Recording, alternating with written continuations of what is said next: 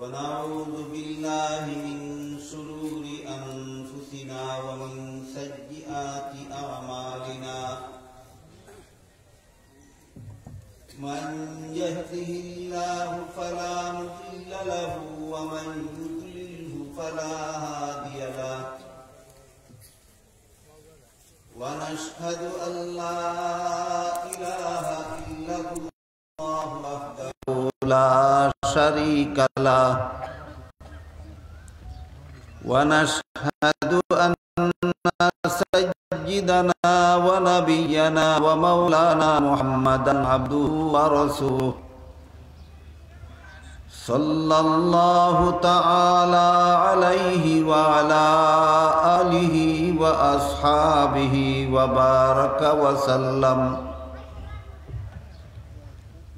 أما بعد فأعوذ بالله من الشيطان الرجيم. بسم الله الرحمن الرحيم. فلولا نفر من كل فرقة منهم طائفة ليتفقهوا في الدين ولينذروا قومهم إذا رجعوا إليهم لعلهم يحذرون. وقال رسول الله صلى الله عليه وسلم: كن عالما أو متعلما أو مستمعا أو محبا ولا تكن خامسا فتهلك، أو كما قال عليه الصلاة والسلام. हज़रात उलमाए किराम मुहतरम हाज़रीन, एलाकार सर्वस्तरेर मुसलमान भाइयेरा आमार ओ आमार पर्दानिशीन मा ओ बोनेरा,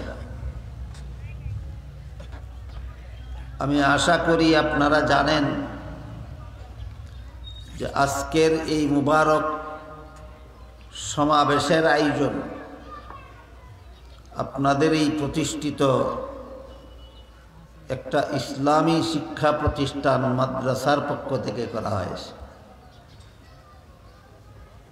মাদ্রাসার উদ্যোগে আয়োজিত এই সমাবেশে যেহেতু আমরা যোগদান করেছি,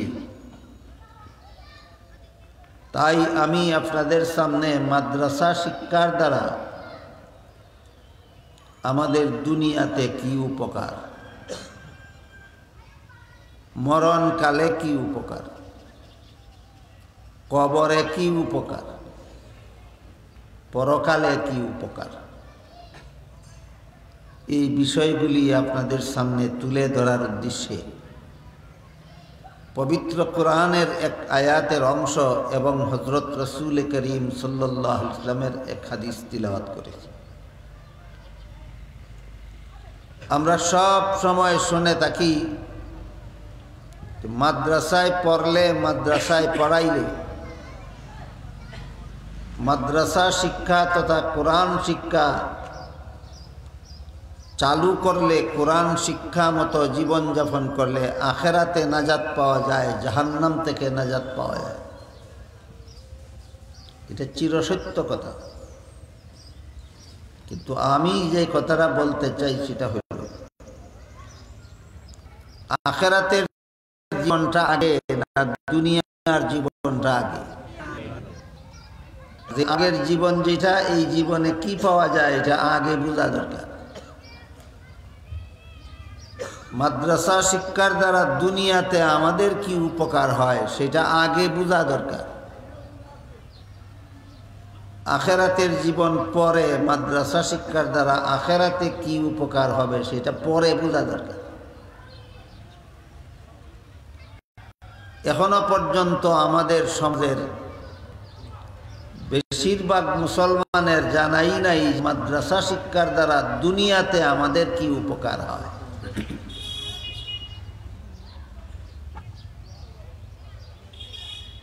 যে সমস্ত উপকার মাদ্রাসা শিক্ষার দ্বারা দুনিয়াতে আমাদের হয়, এর মধ্যে একটা উপকার হলো একমাত্র মাদ্রাসা শিক্ষার কারণে দুনিয়াতে সমস্ত জগৎবাসীর জীবন রক্ষা হয়। শুধু মাদ্রাসার ছাত্রদের নয়, শুধু আলেমগণের নয়, শুধু মুমিনগণের নয়, শুধু মানুষের নয়, মানব দানব জিন ফিরিস্তা জীব জন্তু নির্বিশেষে সমস্ত জগৎবাসীকে আল্লাহ জীবিত থাকার, প্রাণে বেঁচে থাকার সুযোগ দান করেন একমাত্র মাদ্রাসা শিক্ষার কারণে। বিষয়টা কিভাবে আমরা একটু বোঝার চেষ্টা করি। হাদিস শরীফে রাসূল করিম সাল্লাল্লাহু আলাইহি ওয়াসাল্লাম বলেন, যতদিন পর্যন্ত দুনিয়াতে একটা মানুষও আল্লাহকে ডাকবে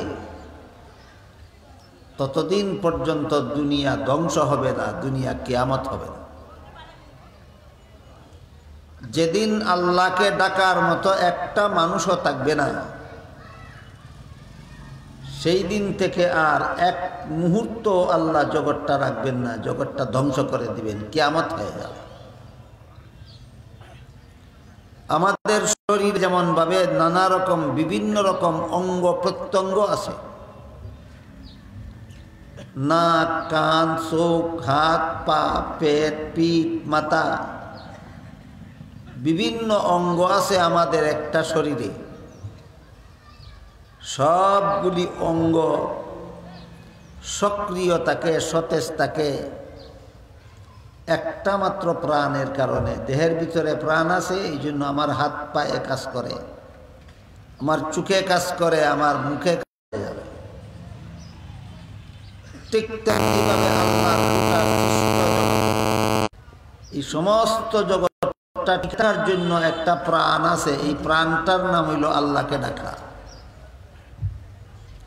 কিছু মানুষে আল্লাহকে ডাকে, এই জন্য আল্লাহ সব রকমের প্রাণীকে, জীবজন্তুকে বাঁচাইয়া রাখে। যেদিন একটা মানুষও আল্লাহকে ডাকবে না, তখন আল্লাহ কোনো প্রাণীকে বাঁচাইয়া রাখবেন না, কিয়ামত হয়ে যাবে, দুনিয়া জগৎ ধ্বংস হয়ে যাবে। আর আল্লাহকে ডাকা শিক্ষা দেওয়া হয় একমাত্র মাদ্রাসায়। আল্লাহকে ডাকা শিক্ষা দেওয়া হয় একমাত্র মাদ্রাসায়। মাদ্রাসায় আল্লাহকে ডাকা শিক্ষা দেওয়া হয় বলে কিছু মানুষ আল্লাহকে ডাকে, এই জন্য আল্লাহ সমস্ত জগৎবাসীকে বাঁচাইয়া রাখেন। যেদিন মাদ্রাসা থাকবে না, আল্লাহকে ডাকা শিক্ষা দেওয়া হবে না, কোনো মানুষ আল্লাহকে ডাকবে না, সেই দিন আল্লাহ একটা প্রাণীকেও বাঁচাইয়া রাখবেন না, সবকে ধ্বংস করে দেবেন। তাহলে সমস্ত জগৎবাসীর প্রাণ রক্ষা হয় মাদ্রাসার কারণে। সমস্ত জগৎবাসীর প্রাণ রক্ষা হয় কিসের কারণে? মাদ্রাসার কারণে। এর একটা সহজ উদাহরণ, বিয়ে বাড়িতে নানা রকমের খানা তৈয়ার হয়। বরযাত্রীকে লইয়া, সঙ্গী সাথীকে লইয়া, বন্ধু বান্ধবকে লইয়া শ্বশুর বাড়ি যায়। যতজন বরযাত্রী আর যতজন পাড়া প্রতিবেশী, যতজন আত্মীয় স্বজন এই বাড়িতে মেহমান হইয়া আসে, সকলেই খায়। কুকুর, শ্রীগাল, বিড়ালেও বিয়া বাড়িতে গেলে কিছু না কিছু খায়। কিন্তু আপনারা কি বলতে পারেন কার খাতিরে? একমাত্র বরের খাতিরে। বিয়ের আগ্রহ হওয়ার আগে যদি কোনো কারণবশত বর বিয়ে বাড়ির থেকে চলে যায়, তারপরে এই বাড়ির মালিকে আর কতজন খাওয়াইবে? কেউ রে খাওয়াইবে না। যেমনভাবে বর বিয়ে বাড়ির থেকে চলে গেলে বোঝা যাবে কার খাতিরে খাও, ঠিক তেমনিভাবে মাদ্রাসায় যাদেরকে আল্লাহ ডাকা শিক্ষা দেয়, এরা দুনিয়ার থেকে চলে গেলে বোঝা যাইবে কার খাতিরে দুনিয়াতে খাও।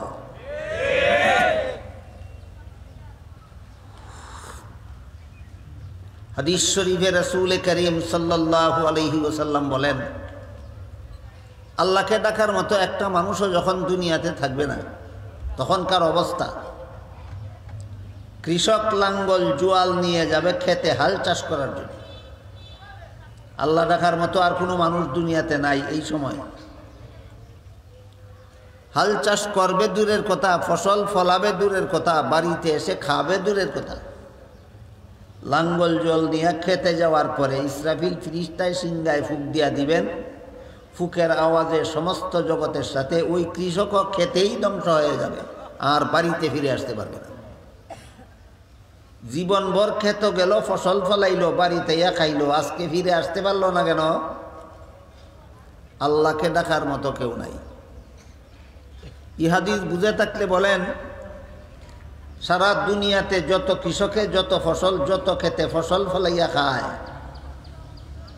এই সমস্ত কৃষকের কারণে এরা ফসল ফলায় বলে অন্যান্য লোকে খায় না, একদলে আল্লাহকে ডাকে বলে আল্লাহ কৃষকদেরকে ফসল ফলাইয়া খাওয়ার সুযোগ দিয়া রাখে। আল্লাহকে যারা ডাকে এদের কারণে আল্লাহ কৃষকদেরকে খেতে ফসল ফলাইয়া জীবিকা নির্বাহের সুযোগ দিয়া রাখে। হাদিস শরীফে রাসূল করিম সাল্লাল্লাহু আলাইহি ওয়াসাল্লাম আরো বলেন, যেদিন দুনিয়াতে আল্লাহকে ডাকার মতো একটা মানুষও থাকবে না, সেই দিনও দোকানদারে দোকান খুলবে, বেচা কিনা করত। খরিদ্দার টাকা নিয়ে বাজারে যাবে জিনিস কিনতে। কাপড়ের দোকানদার দোকান খুলে বসবে, খরিদ্দার কাপড়ের দোকানে গিয়া কাপড় কিনে হাতে নিবে, পকেট থেকে টাকা বের করবে দোকানদারকে দেওয়ার জন্য। টাকা সমঝাইয়া কাপড় নিয়ে বাড়িতে আস, সমস্ত জগৎবাসীকে বেঁচে থাকার ব্যবস্থা দিয়া রাখেন।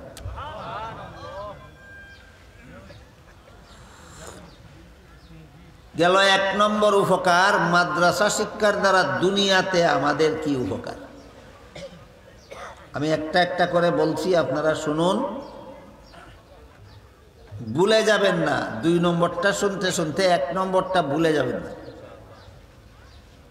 মাদ্রাসা শিক্ষার দ্বারা দুনিয়াতে আমাদের যত উপকার, এর মধ্যে একটা হইল সমস্ত জগৎবাসীর প্রাণ রক্ষা, সমস্ত জগৎবাসীর জীবন রক্ষা। ভুলে যাবেন? বুঝে থাকলে বলেন তো, মাদ্রাসা শিক্ষার দ্বারা দুনিয়াতে আমাদের 1 নম্বর উপকারটা কি? সমস্ত জগৎবাসীর জীবন রক্ষা, সমস্ত জগৎবাসীর জীবন রক্ষা।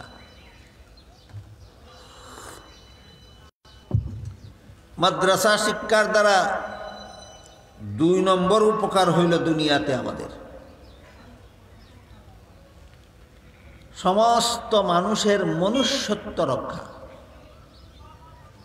মাদ্রাসা শিক্ষা আছে বলে কিছু মানুষ এখনো মানুষ হিসাবে আছে। যে সমাজে মাদ্রাসা শিক্ষা নাই, সে সমাজে মানুষগুলি মানুষ থাকতে পারেনি, এরা জীব জন্তু হয়ে গেছে। কিভাবে বোঝার জন্য আপনাদেরকে একটা উদাহরণ দেই, শুনেন। মাদ্রাসা শিক্ষা, কোরআন হাদিসের শিক্ষা, ইসলামী শিক্ষার একটা বিধান হইল বিয়ে ছাড়া সন্তান জন্ম দেওয়া হারাম। আজকে নতুন শুনলেন না আরো শুনেছেন? বিয়ে ছাড়া সন্তান জন্ম দেওয়া হারাম। বুঝে থাকলে বলুন তো, ইসলামের এই বিধানটা কি গরু ছাগলের জন্য, হাঁস মুরগির জন্য, কুকুর শ্রীগাল বিড়ালের জন্য, না মানুষের জন্য? মানুষের জন্য। কাজে কোনো মানুষ যদি বিয়ে ছাড়া সন্তান জন্ম দেওয়া হারাম এই বিধানটা বলে যে আমি এটা মানি না, তাইলে তার মনুষ্যত্ব থাকে না মনুষ্যত্ব লুপ্ত হয়ে যায়।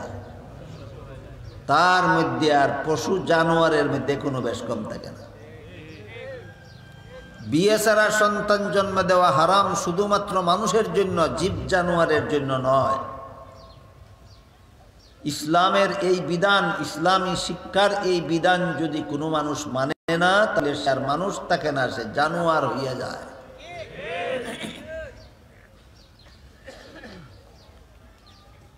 আমাদের বর্তমান বিশ্বে যত ইহুদি খ্রিস্টানের দেশ আছে, সবগুলি ইহুদি খ্রিস্টানের দেশে সরকারিভাবে আইন পাশ করা আছে, বিয়ে ছাড়া সন্তান জন্ম দেওয়া অপরাধ নয়। বিয়ে ছাড়া সন্তান জন্ম দেওয়া অপরাধ নয়। এই কারণে তাদের দেশে মেয়েদের বিয়ে হওয়ার আগেই মেয়েরা সন্তানের মা হইয়া যায়।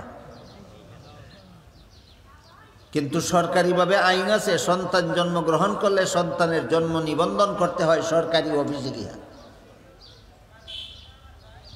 বিয়ার আগে যে সন্তান হইল, সন্তানের জন্ম নিবন্ধন করার জন্য যে সরকারি অফিসে গেল, জন্ম নিবন্ধন বাপের নামে হয় না, মায়ের নামে হয়।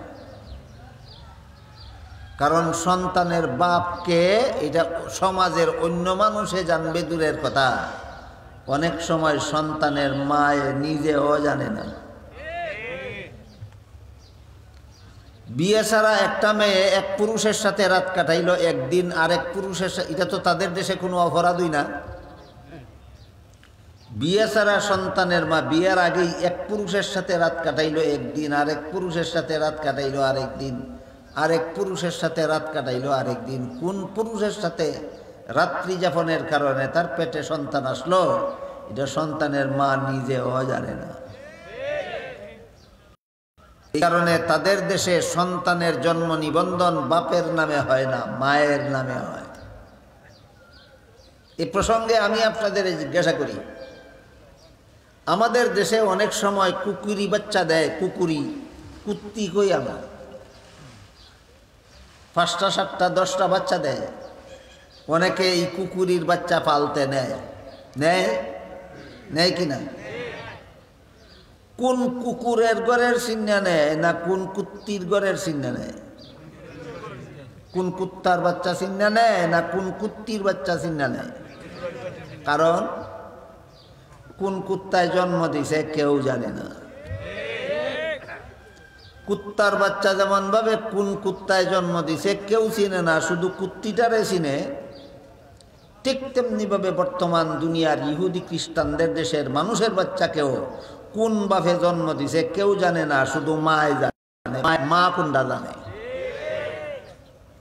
আমার কথা বুঝে থাকলে বলেন, তাদের দেশে মানুষের সন্তান মানুষের মতোই জন্ম হয় না কুত্তির বাচ্চার মতো জন্ম হয়?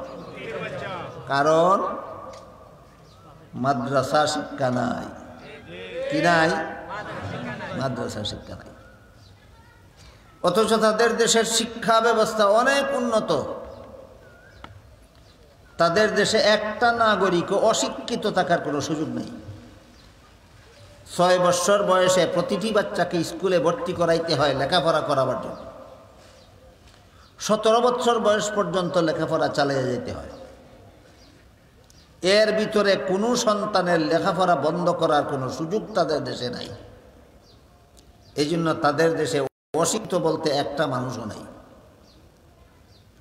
এই শিক্ষিতদের দেশে মানুষের বাচ্চা কুকুরের বাচ্চার মতো জন্ম হয়, শিক্ষার অভাবে না, মাদ্রাসা শিক্ষার অভাবে। তাহলে কি প্রমাণ হইল? মাদ্রাসা শিক্ষার দ্বারা দুনিয়ার জীবনে আমাদের যত উপকার হয়, এর মধ্যে 2 নম্বর উপকার হইল মানুষের মনুষ্যত্ব রক্ষা হয়। 1 নম্বরটা কি ছিল? মাদ্রাসা শিক্ষার দ্বারা দুনিয়ার জীবনে আমাদের যত উপকার হয়, এর মধ্যে 1 নম্বর হইল সমস্ত জগৎবাসীর জীবন রক্ষা হয়। মাদ্রাসা শিক্ষার দ্বারা দুনিয়ার জীবনে আমাদের যত উপকার হয়, এর মধ্যে 2 নম্বরটা হইল সমস্ত মানুষের মনুষ্যত্ব রক্ষা হয়।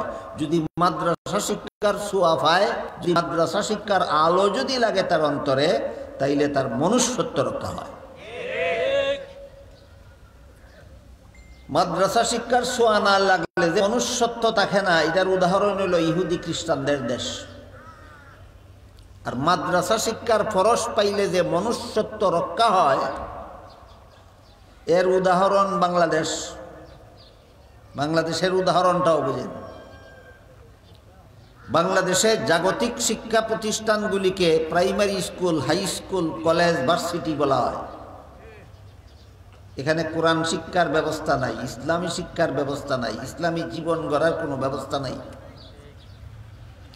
এই জন্য বাংলাদেশের primary school, high school, college, varsity এর কোনো একটা পাঠ্য বইয়ে লেখা নাই বিয়া ছাড়া সন্তান জন্ম দেওয়া হারাম। এই কথাটা স্কুল কলেজের কোনো বইয়ে লেখা নাই, লেখা আছে একমাত্র মাদ্রাসার কিতাবে। বাংলাদেশের প্রাইমারি স্কুলেও এই কথা লেখা নাই, হাই স্কুলের কোনো বইয়েও লেখা নাই, কলেজ ভার্সিটির কোনো বইয়েও লেখা নাই যে বিয়া ছাড়া সন্তান জন্ম দেওয়া হারাম। লেখা নাই কেন? আমাদের দেশের স্কুল কলেজ ভার্সিটির সিলেবাস তৈরি করে দেওয়ার জন্য এমন সব লোকের হাতে দায়িত্ব দেওয়া হয় যারা পরিকল্পিতভাবেই এমন একটা সিলেবাস তৈরি করে দেয় বাংলাদেশের স্কুল কলেজের জন্য, যে সিলেবাস নিয়ে লেখাপড়া করলে মুসলমানের বাচ্চা লতিফ সিদ্দিকী হতে পারে, যে সিলেবাস নিয়ে লেখাপড়া করলে মুসলমানের বাচ্চা ডক্টর আহমদ শরীফ হতে পারে, যে সিলেবাস নিয়ে লেখাপড়া করলে মুসলমানের বাচ্চা তসলিমা নাসরিন হতে পারে। সুতরাং আমাদের বাংলাদেশের স্কুল কলেজ ভার্সিটিতে মানুষ গড়ার এই শিক্ষাটা না থাকার কারণ হলো পরিকল্পিত শয়তানি। না জেনে না বুঝে নয়, জেনে শুনে বুঝে শুনে পরিকল্পিতভাবে এই শয়তানি করে এমন একটা সিলেবাস বানানো হয় যে সিলেবাস ফিরা স্কুল কলেজের মুসলমান ছাত্রছাত্রীরা লতিফ সিদ্দিকী হতে পারে, তসলিমা নাসরিন হতে পারে, নাস্তিক কবি শামসুর রহমান হতে পারে, নাস্তিক সালমান রুশদি হতে পারে। এত বড় শয়তানি চক্রান্তের শিকার হওয়া সত্ত্বেও বাংলাদেশের স্কুল কলেজ ভার্সিটিতে যে সমস্ত মুসলমান ছাত্রছাত্রীরা পড়ে, এদের মধ্যে প্রতি লাখ মুসলমান ছাত্রছাত্রীদের মধ্যে আমার মনে হয় ৯৯,৯৯৯টা মুসলমান ছাত্রছাত্রী স্কুলে পড়া সত্ত্বেও, কলেজে পড়া সত্ত্বেও, ভার্সিটিতে পড়া সত্ত্বেও মনে প্রাণে বিশ্বাস করে বিয়ে ছাড়া সন্তান জন্ম দেওয়া হারাম। এই কথাটা কি তাদের বইয়ে লেখা ছিল? ফাইল কই? বইয়ে লেখা ছিল না, তাইলে ফাইল কই? ওই যে মাদ্রাসার কিতাবও লেখা আছে। মাদ্রাসার কিতাবও এই কথাটা লেখা ফইদিয়া একদল মানুষ আলিম হইছে। এই সমস্ত আলিম বলতে সবাদ বইয়া সর্বস্তরের মানুষে জানাইছে, বুঝাইছে যে বিয়া ছাড়া সন্তান জন্ম দেওয়া হারাম। এখানের শ্রোতাদের মধ্যে স্কুলের ছাত্রও আছে, এখানের শ্রোতাদের মধ্যে কলেজের ছাত্র আছে, ভার্সিটির ছাত্র আছে, বাড়িঘরে যে সমস্ত মা বোনেরা ওয়াজ শুনে তাদের মধ্যে স্কুল কলেজ ভার্সিটির ছাত্রীও আছে।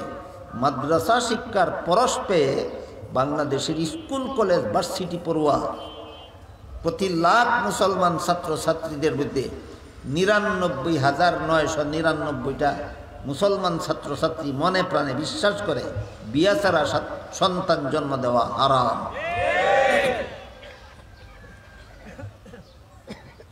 তাহলে বর্তমানে বাংলাদেশে মাদ্রাসা শিক্ষার প্রভাব স্কুল পর্যন্ত বিস্তৃত আছে কি নাই? কলেজ ভার্সিটি পর্যন্ত মাদ্রাসা শিক্ষার প্রভাব বিস্তৃত আছে কি নাই? এই জন্য তো প্রতি লাখ মুসলমান ছাত্রছাত্রীদের মধ্যে ৯৯,৯৯৯ জন ছাত্রছাত্রী তাদের বইয়ে যেই কথা লেখা নাই, যেই কথা মাদ্রাসার কিতাবে লেখা আছে, এই কথা বিশ্বাস করে। লাখের মধ্যে ৯৯,৯৯৯ জন বাদ দিলে আর কতজন থাকে? একজন বাদ দিয়া হিসাব দিলাম কেন? একজন বাদ দিছি ডক্টর আহমদ শরীফদের জন্য। লাখের মধ্যে আমার হিসাবে একজন বাদ দিছি তসলিমা নাসরিনদের জন্য। এরাও কলেজ ভার্সিটিতে লেখাপড়া করছে, কিন্তু এরা মাদ্রাসা শিক্ষার ছোঁয়াও পাইছে না। এরা মানুষ হতে পারে নাই, এরা জানোয়ার হয়েছে। মাদ্রাসা শিক্ষার ছোঁয়া যাদের অন্তরে লাগে না, তারা যত বড় শিক্ষিত হবে তত বড় জানোয়ার হতে বাধ্য। ছোট মোটো জানোয়ার হয় শিক্ষিত হইলে। মাদ্রাসা শিক্ষার ছোঁয়া যদি অন্তরে লাগে না, তাহলে যত বড় শিক্ষিত হবে তত বড় জানোয়ার। এই কথাটাও একটু বোঝার চেষ্টা করেন। ডক্টর আহমদ শরীফ মরণের আগে ওসিয়ত করে গেছিল যে আমি মরলে পরে আমার লাশকে গোসল দিও না, কাফন পরাইও না, জানাজা পড়ো না, গুরুস্থানে দাফন করো না। এগুলি ধর্মান্ধরা করে। আপনারা যারা ধর্ম পালন করেন আপনাদেরকে নাস্তিকেরা বলে ধর্মান্ধ। এখানে কোনো স্কুলের ছাত্র থাকলে বলতে পারবে ধর্ম যুগ অন্ধ সমান ধর্মান্ধ, অর্থাৎ ধর্মটারই এরা বলে অন্ধকার।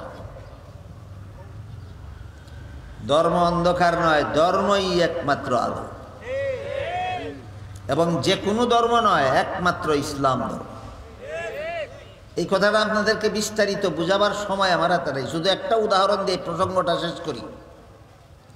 আমি আশা করি আপনারা জীবনে বহুবার বহু উলামায়ে কেরামের মুখ থেকে শুনেছেন, হাদিস শরীফে রাসূল করিম সাল্লাল্লাহু আলাইহি ওয়াসাল্লাম বলেন, মরণের পরে মুর্দা দাফন করলে পরে মুনকার নাকির ফিরিস্তা মুর্দাকে জিন্দা করে বসাইয়া 3টা সওয়াল করে। আরো শুনেছেন কোনোদিন? 1 নম্বর প্রশ্নটা কি করে? মার রাব্বুকা, তোমার রবকে। 2 নম্বর প্রশ্নটা কি করে? মা দীনুকা, তোমার ধর্ম কি? তখন যদি জবাব দিতে পারে ধর্ম আমার ইসলাম, আর ওই সমস্ত মুর্দাওই তখন জবাব দিতে পারে ধর্ম আমার ইসলাম, যারা মরণের আগে ইসলাম ধর্ম পালন করেই কবরে প্রবেশ করেছে। ইসলামের বিধান পালন করে যারা কবরে প্রবেশ করে তারাই বলতে পারে মুনকার নাকিরের প্রশ্নের জবাবে যে ধর্ম আমার ইসলাম। যারা ইসলাম ধর্মের বিধানে অবিশ্বাসী তাদের মুখ দিয়ে আসবে না ধর্ম আমার ইসলাম। 2 নম্বর প্রশ্ন করবে মুনকার নাকির ফিরিস্তা, তোমার ধর্ম কি? ধর্ম তো পালন করছে না, ধর্মরে অন্ধ কইছে দুনিয়াতে। আল্লাহ রসুল বলেন তার মুখ দিয়ে জবাব আসবে হা হা লা আদরি, হায় আফসোস, হায় আফসোস, আমি জানি না আমার ধর্ম কি। তখন ওই আযাব শুরু হবে কবরে। কেমন আযাব? বিবরণ দিয়া রসুল বলেন, কবরের বাড়িতে তার জাহান্নামের আগুনের বিছানা বিছিয়ে দেওয়া, তার গায়ে জাহান্নামের আগুনের পোশাক পরাইয়া দেওয়া, তার কবরের সাথে জাহান্নামের দরজা কেটে দেওয়া হবে, কিয়ামত পর্যন্ত জাহান্নামের আগুন যেন তার কবরে আসা যাওয়া করতে পারে। তাহলে ধর্ম অন্ধ না ধর্মই আলো? আহমদ শরীফে কয় এগুলি ধর্মান্ধরা করে। এরা ধর্মের নামে অন্ধবিশ্বাসে বিশ্বাসী। এরা কয় মুনকার নাকির ফিরিস্তা বলে কবরে সোয়াল জবাব করে, আবার বলে একদিন জিন্দা হইয়া আসরের মাঠে দাঁড়ানি লাগবো, দুনিয়ার সকল কাজের হিসাব দেওয়া লাগবে, না দিতে পারলে জাহান্নামে যাওয়া লাগবে। সবগুলি মিথ্যা কথা। মুনকার নাকির বলতে কিছু নাই, হাসন নসর বলতে কিছু নাই, জান্নাত জাহান্নাম বলতে কিছু নাই, আল্লাহ বিল্লাহ বলতে কিছু নাই। কাজে খামোখা আমার লাশ গোসল দিও না, কাফন ফরাইও না, জানাজা পড়ো না, গুরুস্থানে দাফন করো না, হাসপাতালে দান করে দিও। আহমদ শরীফের ওসিয়ত মতো তার মরা পচা গলা লাশ হাসপাতালে দান করে দেওয়া হয়। আমি আপনাদের জিজ্ঞাসা করি, আপনারা যারা গৃহস্থী করেন, হালের বলদ আসেনি? বলদ, আলের বলদ মারা গেলে কেউ গোসল দেয়নি, কাফন ফরায়নি, জানাজা পড়েনি, গুরুস্থানে দাফন করেনি। তাহলে আহমদ শরীফ মরলেও গোসল নাই, বলদ মরলেও গোসল নাই। আহমদ শরীফ মরলেও কাফন নাই, বলদেরও কাফন নাই। আহমদ শরীফেরও জানাজা নাই, বলদেরও জানাজা নাই। আহমদ শরীফেরও গুরুস্থান নাই, বলদেরও গুরুস্থান নাই। 2 বলদে বেশ কম কত আছে? 2টা বেশ কম আছে। একটা হইল 4 টেঙ্গিয়া বলদ, আর একটা 2 টেঙ্গিয়া বলদ। আর 4 টেঙ্গিয়া বলদটা হইল অশিক্ষিত বলদ, আর 2 টেঙ্গিয়া বলদটা হইল শিক্ষিত বলদ। এবার বলেন এত বড় শিক্ষিতটা বলদ হইল কেন? ইসলামী শিক্ষার ছোঁয়া লাগে না তার অন্তরে। সুতরাং মাদ্রাসা শিক্ষার দ্বারা দুনিয়াতে সমস্ত মানুষের মনুষ্যত্ব রক্ষা। ইসলামী শিক্ষার ছোঁয়া যাদের অন্তরে লাগে না, এরা ডক্টর আহমদ শরীফের মতো যত বড় শিক্ষিত হবে তত বড় বলদ। এই পর্যন্ত মাদ্রাসা শিক্ষার দ্বারা দুনিয়াতে আমাদের কি কি উপকার হয় এর মধ্যে কটা কইলাম। একটা হইল সমস্ত জগৎবাসীর জীবন রক্ষা, আর একটা হইল সমস্ত মানুষের মনুষ্যত্ব রক্ষা। 3 নম্বর, মাদ্রাসা শিক্ষার দ্বারা দুনিয়ার জীবনে আমাদের সততা রক্ষা। কি রক্ষা? মাদ্রাসা শিক্ষার ছোঁয়া যদি অন্তরে লাগে না, তাহলে যত বড় শিক্ষিত হবে তত বড় অসৎ হতে বাধ্য হবে।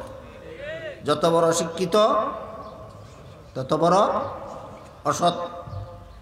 এটার একটা উদাহরণ শুনেন।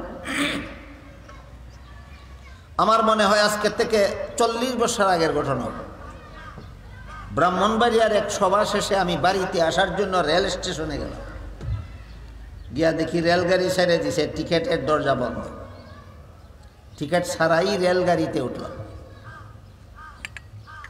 ওই সময় রেলগাড়িতে সরকারের পক্ষ থেকে একজন বেতনভোগী কর্মচারী থাকতো, যারা বিনা টিকেটে গাড়িতে উঠে এদেরকে টিকিট বানাইয়া দিবে এবং এদের কাছ থেকে ভাড়া আদায় করবে। ওই সময় তারে টিটি বলা হইতো, আজকাল কি কয় আমি জানি না। আমি রেলে উঠতে আগে নিজেই টিটির কাছে গেলাম, গিয়া কইলাম টিকিট করতে পারছি না আমি, আমার একটা টিকিট বানাইয়া দেন এবং ভাড়া নেন। আমাকে বলে টিকিট বানাইয়া দেওয়া যাবে না, অথচ সরকারে তারা বেতন দেয় টিকিট বানাইয়া দেওয়ার জন্য। আমাকে বলে বানাইয়া দেওয়া যাবে না। আমি বললাম কেন? কয় টিকিট বানাইয়া দিলে শুধু ভাড়া দিলে হবে না, বিনা টিকিটে রেল ছাড়ার জরিমানাও দিতে হবে। আমি বললাম ভাড়াও দেব, জরিমানাও দিব, টিকিট বানাইয়া দেন। এখন কয় আপনার জরিমানাও লাগবে না, ভাড়াও সবটা লাগবে না, টিকিট ছাড়া যা মনে চায় আমার এদা লাইন। টিকিট ছাড়া যা মনে চাই দিয়া লাইলে এটা সরকারের তবিলও যাইব, রেল কোম্পানিয়ে পাইব না তার পকেটও থাকবো? বলেন এটা সৎ না অসৎ? এই অসৎটারে সরকারে চাকরি দিছিল অশিক্ষিত হওয়ার কারণে। শিক্ষিতটা অসৎ হইল কেন? ইসলামী শিক্ষার ছোঁয়া লাগছে না অন্তরে। ইসলামী শিক্ষার ছোঁয়া যদি অন্তরে লাগতো, তাহলে চিন্তা করতো আমি যে যা মনে চাই লইয়া ছেড়ে দিতাম, শেষ বিচারের দিন আল্লাহর কাছে কি জবাব দেব? যেহেতু এই ভয় তার অন্তরে নাই, এই জন্য শিক্ষিত হইয়া অসৎ হয়েছে। আমার কথা বুঝে আসলো কিনা? মাদ্রাসা শিক্ষার ছোঁয়া যাদের অন্তরে লাগে না, যারা এরা যত বড় শিক্ষিত হবে তত বড় অসৎ, তত বড় জালিয়াতিকারী, তত বড় দুর্নীতিবাজ, তত বড় বাটপার হতে বাধ্য।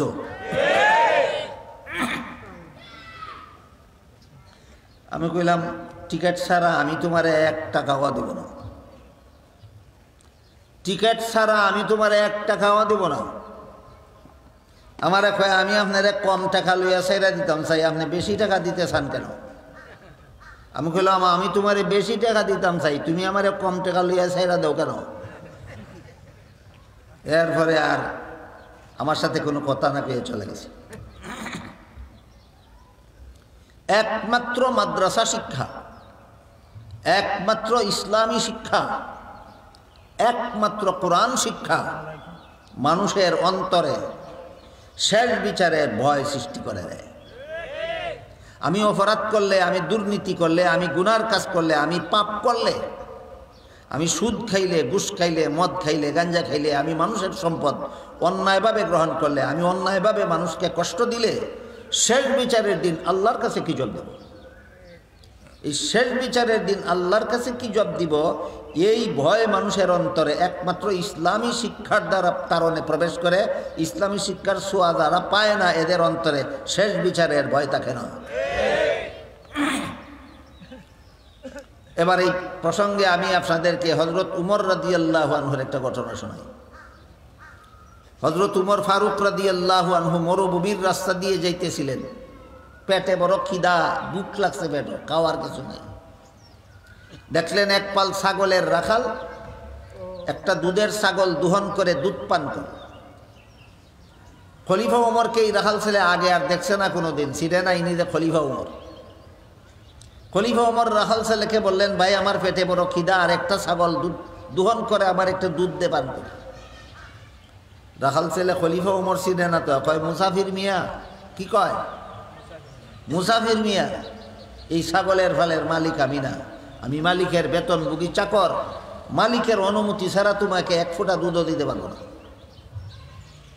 খলিফা ওমর মনে মনে ভাবলেন, আমার পেটের খিদা গেলে গেল না গেলে নাই। আমার দেশের রাখাল ছেলেদের মালিকের অনুমতি ছাড়া মালিকের মাল কেউ দেয় না, এত বড় আমানতদার একটা রাখাল ছেলে আমার দেশের, এতেই আমার আত্মাটা তুষ্ট। কিন্তু সর্বযুগেই সমাজে এমন কিছু মানুষ থাকে যারা কথা বলে নবীগণের মতো সুন্দর সুন্দর, আর কাজ করে ফেরাউনের মতো।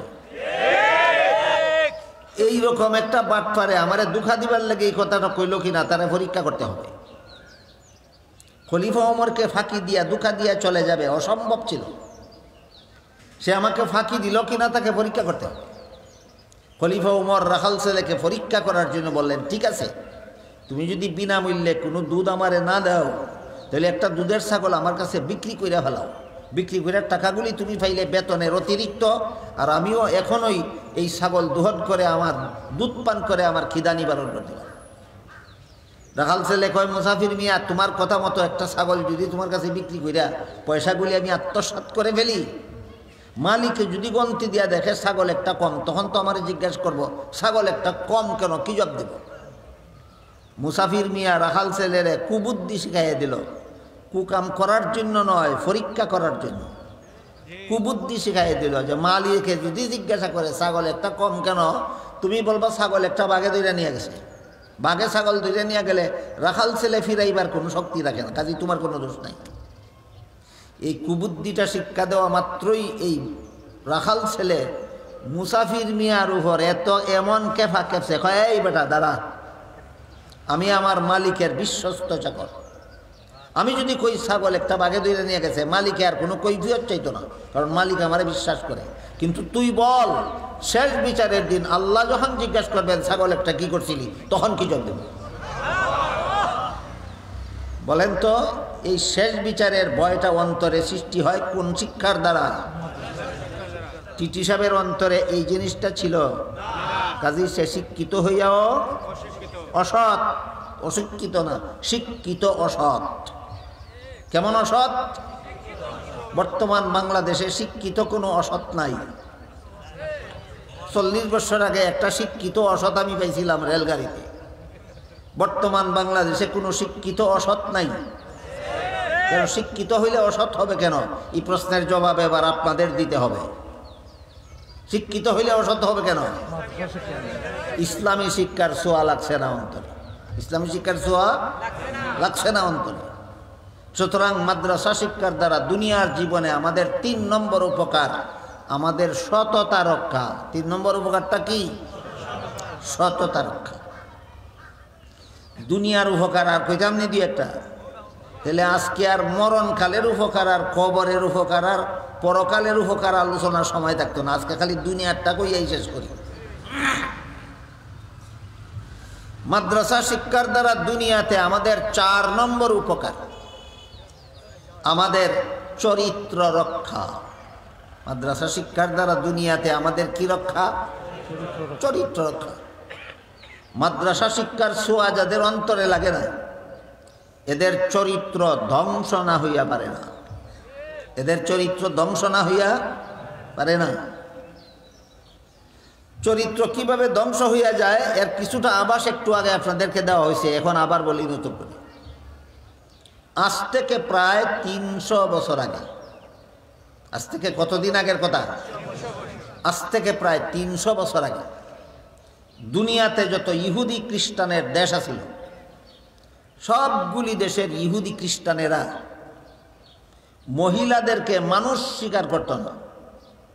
বলতো গরু ছাগল নামে আল্লাহ কিছু জীব জানোয়ার সৃষ্টি করেছেন, হাঁস মুরগ নামে আল্লাহ কিছু জীব জানোয়ার সৃষ্টি করেছেন মানুষের উপভোগের জন্য, ঠিক তেমনিভাবে নারী নামে আল্লাহ কিছু জানোয়ার সৃষ্টি করেছেন পুরুষের উপভোগের জন্য। আজ থেকে 300 বছর আগে দুনিয়ার ইহুদি খ্রিস্টানরা নারীর আরে মানুষ কইতো না, জীব জানোয়ার কইতো, জীব জানোয়ার কইতো। এই কারণে তারা ঘর থেকে বাড়ির থেকে বের হয়ে কোথাও গেলে যেমন ভাবে গরু ছাগল দড়ি দিয়া বান্ধা তুইয়া যেত, ঠিক তেমনি ভাবে ইহুদি খ্রিস্টানরা 300 বছর আগে দুনিয়ার ইহুদি খ্রিস্টানরা বাড়ির থেকে বের হয়ে কোথাও গেলে মহিলাদেরকে তালাবদ্ধ করে যেত। এই ছিল 300 বছর আগে ইহুদি খ্রিস্টানদের সমাজের মহিলাদের অবস্থা। বুঝে থাকলে বলুন, যে মহিলাদেরকে ইহুদি খ্রিস্টানরা মানুষ বলে স্বীকার করত না, এই মহিলারা কি তাদের সমাজে মর্যাদার জীবন যাপন করতো না অপমানের জীবন? অপমানের জীবন। এই অপমানের হাত থেকে বাঁচার জন্য ইহুদি খ্রিস্টানদের দেশের মহিলারা অধিকার আদায়ের আন্দোলনে মাঠে নামল। কিসের আন্দোলনে? অধিকার আদায়ের আন্দোলনে মাঠে নামল। মাঠে নামিয়া অধিকার আদায়ের যে দাবি জানাইল সমাজের কাছে, সেটা হলো আমরা পুরুষের সমান অধিকার চাই। কি অধিকার? পুরুষের সমান অধিকার। যে কতদিন আগের ঘটনা, অথচ ১৫০০ বছর আগে আল্লাহ কোরআনে বলে দিয়েছেন, ওয়ালাহুন্না মিসলুল্লাযী আলাইহিন্না বিল মারুফ, নারীদের অধিকার পুরুষের সমান নয়, না পুরুষের উপর নারীদের অগ্রাধিকার, এটাই নারীদের ন্যায্য অধিকার। ১৫০০ বছর আগে আল্লাহ কোরআনে বলছেন নারীর অধিকার পুরুষের সমান নয়, পুরুষের উপর নারীর অগ্রাধিকার। সমান অধিকার না অগ্রাধিকার? তো যেখানে ১৫০০ বছর আগের থেকে নারীদেরকে অগ্রাধিকার দিয়ে রাখা হয়েছে, সেখানে তারা সমান অধিকার চাইয়া জিতল না ঠগা খাইল? কেন? কোরআন জানেও না, মানেও না। এরা তো কোরআন জানেও না, মানেও না। কোরআনে যে অগ্রাধিকার দেওয়া আছে এটা জানেও না, মানেও না। চাইতে গিয়ে এই ঠগা খাই। আমার হাতে সময় নাই বললে চলে, আমি খুব শর্টকাটে করি। একটা পুরুষের সাথে একটা মহিলার যখন বিয়ে হয়, এই বিবাহ বন্ধনে আবদ্ধ হওয়ার বিনিময়ে মহিলাকে মোহর দিতে হয় না পুরুষকে মোহর দিতে হয়? এটা কি সমান অধিকার না মেয়ের অগ্রাধিকার? বিবির সারা জীবনের খোরাকি দিতে হয়, এটা কি সমান অধিকার না মহিলাদের অগ্রাধিকার? বিবির সারা জীবনের পোশাক দিতে হয়, এটা কি সমান অধিকার না অগ্রাধিকার? বিবিকে সারা জীবন বসবাসের উপযোগী বাড়িঘর দিতে হয়, এটা কি সমান অধিকার না অগ্রাধিকার? বুঝলেন? ১৫০০ বছর আগের থেকে ইসলাম মহিলাদেরকে পুরুষের উপর অগ্রাধিকার দিয়ে রেখেছে। ব্যাককল নির্যাত চাইতে গিয়ে এই টোকা খাইছে, হয় সমান চাই। এই কারণে হাদিস শরীফে আল্লাহ রাসূল সাল্লাল্লাহু আলাইহি ওয়াসাল্লাম এদেরকে নাকিসাতুল আকল বলেছেন। এটার সহজ সরল বাংলা অর্থ হলো ব্যাককল নির্যাত। চাইতে গিয়ে এই ঠগা খাইছে। কেমন ঠগা ডাকাইছে এটা বুঝবার লাগে একটা উদাহরণ দেই। ধরেন বাজারে আপনার একটা কাপড়ের দোকান আছে, নরসিংদীর হাট থেকে যেই লুঙ্গি 200 টাকায় কিনেন, আপনার দোকানে সেটা 250 টাকায় বিক্রি করেন, তখন গিয়া আপনার লাভ হয় কত? 50 টাকা। কাস্টমারে যখন লুঙ্গির দাম চাইল, তখন আপনি চাইলেন ওই 150 টাকা। যেই লুঙ্গি 200 টাকা দিয়ে কিনছেন, দাম চাইলেন ওই বেচার সময় 150 টাকা। টাকা দিতে গিয়া ঠগাইব আপনারে না চাইতে গিয়ে এই ঠগা খাইছেন? ওই ব্যাককল নির্যাতে অধিকার চাইতে গিয়ে এই ঠগা খাইছে। কয় পুরুষের সমান অধিকার চাই। আজও পর্যন্ত মুসলমান সমাজে যারা নারী পুরুষের সমান অধিকার চাই বলে, এরাও এদের প্রেতাত্মা, এরা ইহুদি খ্রিস্টানের দালাল। শেষ পর্যন্ত পুরুষরা মহিলাদের আন্দোলনের দাবি মান্য নিতে বাধ্য হইল। বর্তমান দুনিয়ার ইহুদি খ্রিস্টানদের দেশে সরকারিভাবে আইন পাস করা আছে, নারীদের মহিলাদের পুরুষের সমান অধিকার, মহিলাদের অধিকার পুরুষের সমান। এই সমান অধিকার আইনের ফলে ফল কি পাইছে? ফল পাইছে একটা পুরুষ যদি একা একা যখন তখন যেখানে সেখানে যাইতে পারে, একটা মহিলাও একা একা যখন তখন যেখানে সেখানে যাইতে পারে। এই ফলে হইছে কি, পথে ঘাটে হাটে মাঠে শহরে বন্দরে যেখানে সেখানে তাদের সতীত্ব পুরুষেরা লুটটা লইয়া গেছে। বর্তমান ইহুদি খ্রিস্টানদের মহিলাদের সতীত্ব বলতে নামগন্ধও নাই, পুরুষের চরিত্র বলতে নামগন্ধও নাই। কিসের ফসল? সমান অধিকারের ফসল। কিসের ফসল? সমান অধিকারের ফসল। এই ভয়াবহ পরিণতি হয়েছে তাদের ইসলামী শিক্ষার ছোঁয়া পাওয়ার কারণে না ইসলামী শিক্ষার ছোঁয়ার থেকে বঞ্চিত থাকার কারণে?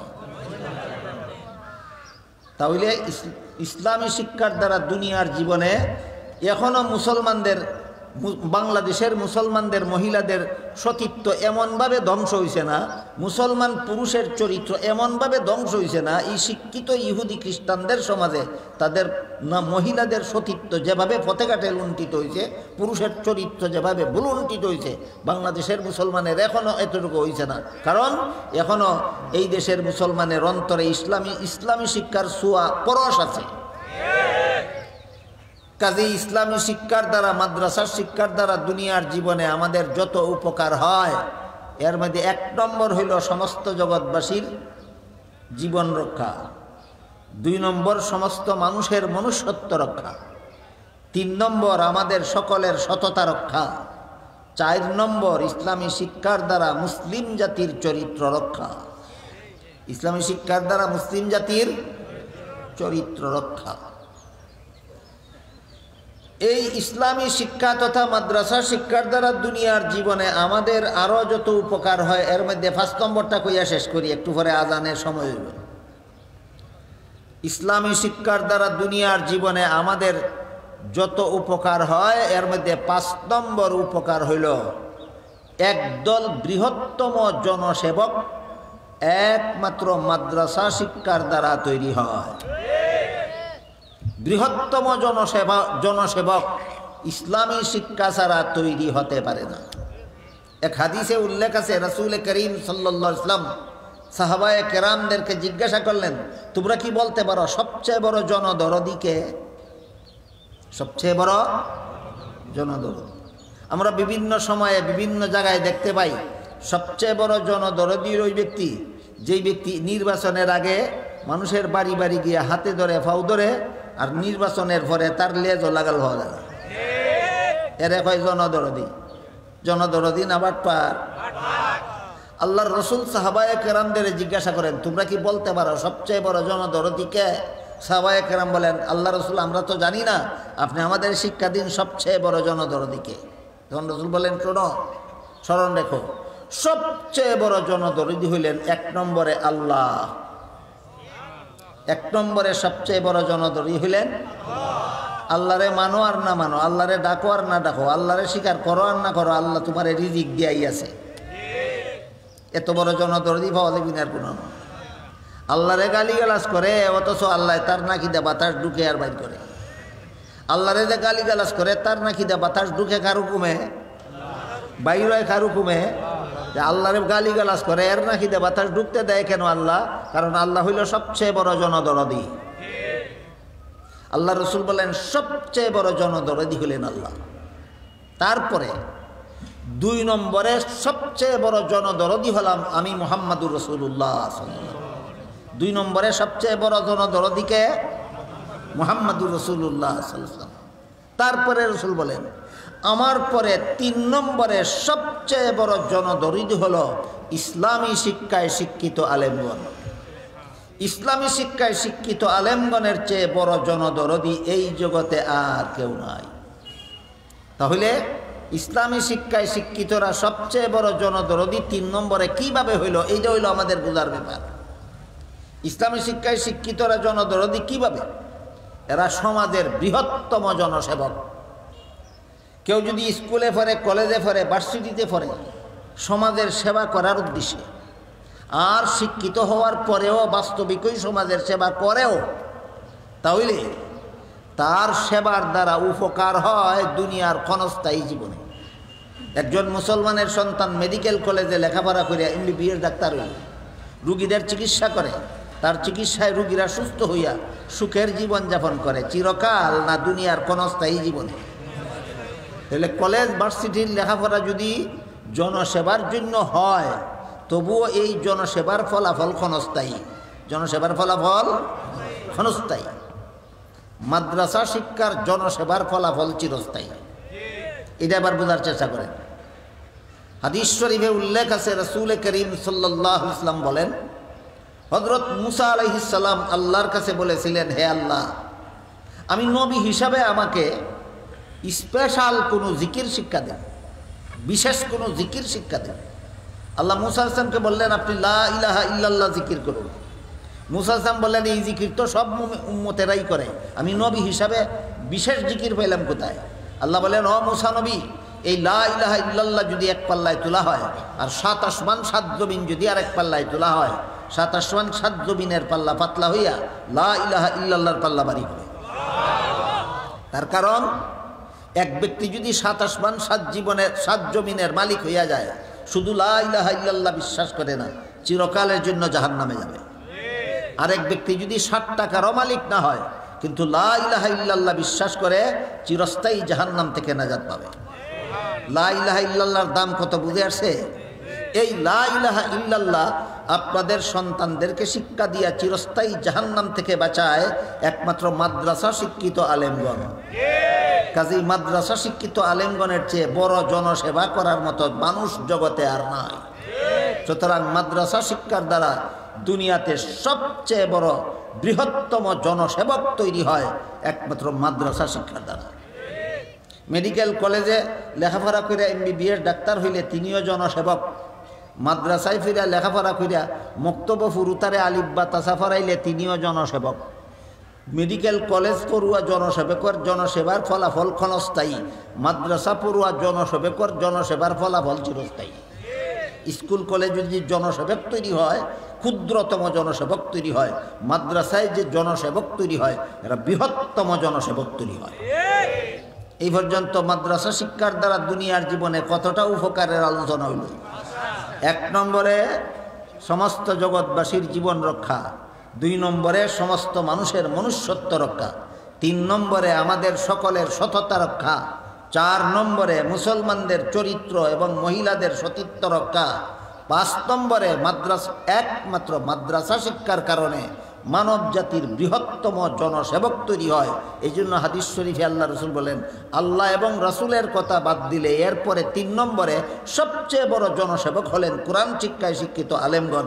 এরা যত বড় সেবা করে সমাজের, এত বড় সমাজ সেবা আর কোনো শিক্ষার দ্বারা জগতে হতে পারে না। আজকের মতো আমি বলছিলাম মরণকালে মাদ্রাসা শিক্ষার দ্বারা কি উপকার হয়, কবরে গেলে কি উপকার হয়, হাসরের মাঠে কি উপকার হয়, এগুলি সারা জীবন অনেক শুনেছেন, আরও শুনবেন। আজকের মতো শুধু দুনিয়ার জীবনের কিছু উপকারিতার কথা আলোচনা করলাম। আল্লাহ আপনাদেরকে আমাদেরকে বিষয়টা অনুধাবন করার এবং মাদ্রাসা শিক্ষাকে এর আলোকে যথাযথ মূল্যায়ন করার সৌভাগ্য দান করুন। সবাই বলুন আমিন। সুবহান রাব্বিকা রাব্বিল ইজ্জাতি আম্মা ইয়াসিফুনা ওয়া সালামুন আলাল মুরসালিন ওয়ালহামদুলিল্লাহি রাব্বিল আলামিন।